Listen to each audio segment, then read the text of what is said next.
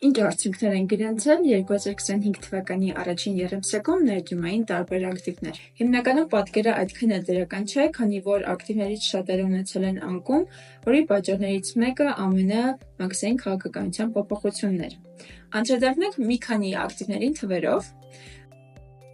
Ինչպես տեսնում եք գծագրում, նշված ակտիվներից ամենամեծ անկումը ունեցել է տեխնոլոգիական ոլորտը, Nasdaq-ի ինդեքսը գրանցել է գնաճով ճնշկտված մոտավորապես 13% նվազում,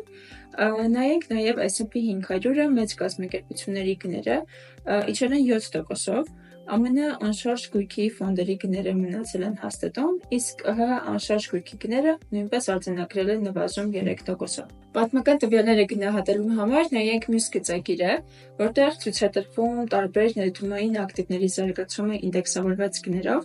ընդհանուր առմամբ միջինացված տարեկան եկամուտները տեխնոլոգիական ոլորտում կազմել են 12.7%, իսկ օրինակ որպես ներդրումային ալտերնատիվ ՀՀ բանկերի անվտներում ԱՄՆ դոլարով և գնաճից հետո միջինացված 3.6% ներդրումային եկամուտ է գրանցվել։ Այս կարճաժամկետ գնային անկումներից իհարկե վհատվել պետք չէ, քանի որ ինչպես տեսանք, երկարաժամկետ միջակայքում միշտ ունենք աճի միտում,